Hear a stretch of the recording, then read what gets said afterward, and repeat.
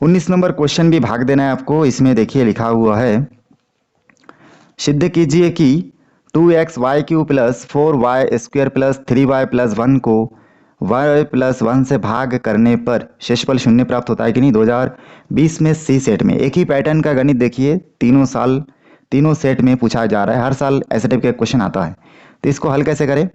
इसको हल करने का तरीका भी जैसे हम लोग अभी हल किए वैसे ही है। क्या करना है हमको, y प्लस 1 से भाग किसको देना है? देखिए y प्लस 1 से भाग देना है 2y³ plus 4y² plus 3y plus 1 को। तो यहाँ पे रफ करते जाना है और भाग दे दे के आपको आंसर लाना है। सबसे पहले देखिए यहाँ पे भाग देंगे तो देखेंगे पहला पद इसमें क्या दिख रहा है आपको? पहला पद दिख रहा है 2x³ और इसमें क्या दिख रहा है? y दिख रहा है। तो यहाँ पे हम लोग नोट कर सकते हैं, ठीक ना। यहाँ पे चलिए भाग दे दे के देखेंगे तो 2y³ को हम लोग भाग देंगे किससे? y से। तो 3 में से एक y कैंसिल हो जाएगा, खाली क्या बचेगा? 2y बचेगा।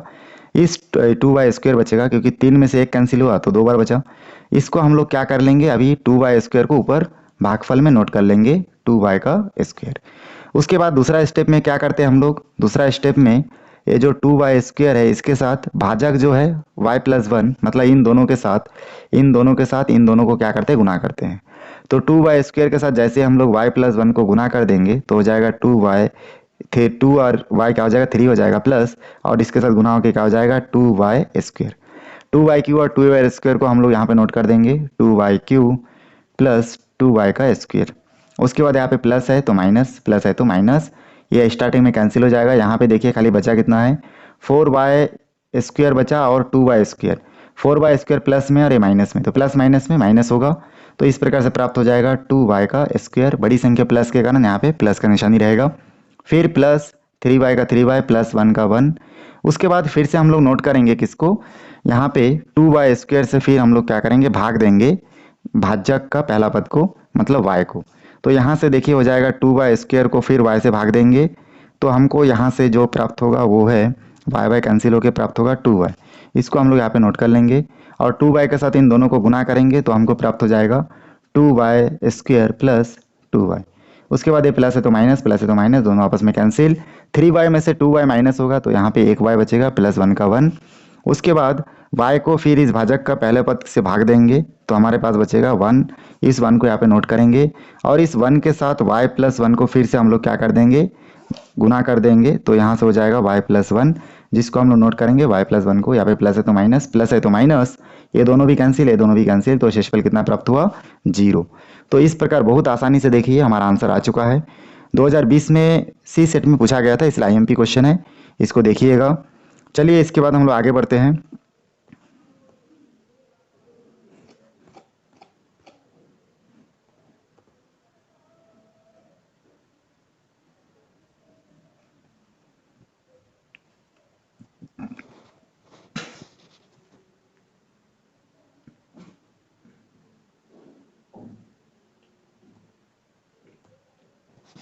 यहाँ पे देखिए लिखा हुआ है प्रश्न नंबर 7, जो कि छत्तीसगढ़ 2017 में पूछा गया था। बहुपद x² प्लस x माइनस 12 के शून्यकों का योगफल और गुणनफल ज्ञात कीजिए, ऐसा क्वेश्चन आता है। तो हम लोग इससे पहले स्टार्टिंग में कुछ सही विकल्प बनाए थे, उसमें हम लोग जान गए थे शून्यकों का योगफल और शून्यकों का गुणनफल। तो शून्यकों का योगफल का सूत्र होता है -b/a और दूसरा होता है इसमें शून्यकों का गुणनफल, ठीक ना। तो शून्यकों का गुणनफल क्या होता है? c/a। तो यहाँ पे शून्यकों का गुणनफल बराबर लिखेंगे c/a होता है, ये सूत्र है। अब हम लोग को मान ज्ञात करना है। यहाँ पे देखिए जो प्रश्न दिया है x² प्लस x माइनस 12, इसमें हमेशा आपको क्या हो जाएगा? इस प्रकार से दिखेगा। जब शून्यकों का योगफल और गुणनफल पता करने बोलेंगे तो आपको हमेशा ऐसा ही समीकरण दिखेगा जिसमें x² दिखेगा, x भी दिखेगा। तो आपको इसमें से क्या करना है? a का मान निकाल लेना है। जो आपको x² के सामने कुछ नहीं दिख रहा है, मतलब 1 मान के चलना है। तो यहाँ पे a का मान 1 है। x के सामने आपको b का मान दिखेगा, कुछ नहीं दिख रहा है, मतलब 1 है। और आखिरी में जो दिखेगा वो पूरा पूरा क्या होगा? c का मान। तो यहाँ पे c इक्वल टू हो जाएगा -12। उसके बाद इन तीनों मान को देखिए, शून्यकों के योगफल में माइनस पहले से है और b का मान 1 है। यहाँ पे दिख रहा है आपको b का मान कितना है? 1।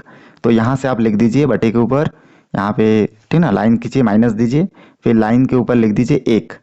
और ए का मान कितना दिख रहा है, 1 दिख रहा है। 1 और 1 कट जाएगा तो 1 आएगा, तो -1। तो आंसर कितना हो गया, -1।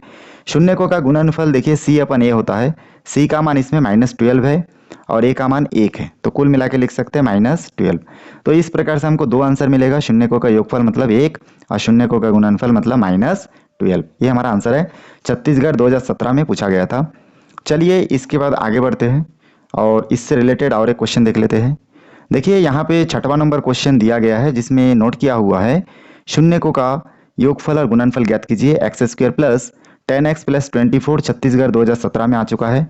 इसको हल कैसे करेंगे, सबसे पहले हल लिखेंगे और यहाँ से देख दे के a का मान देखिए x² के सामने कुछ नहीं मतलब 1 है, b का मान x के सामने 10 है तो 10 ही है, और c का मान यहाँ पे 24 है। माइनस में दिखेगा तो लेना है, प्लस में दिखेगा तो प्लस को नहीं मानना है, नहीं लिखना है। चलिए आगे बढ़ते हैं। अब हम लोग को इसमें सबसे पहले पता करना है शून्यकों का योगफल।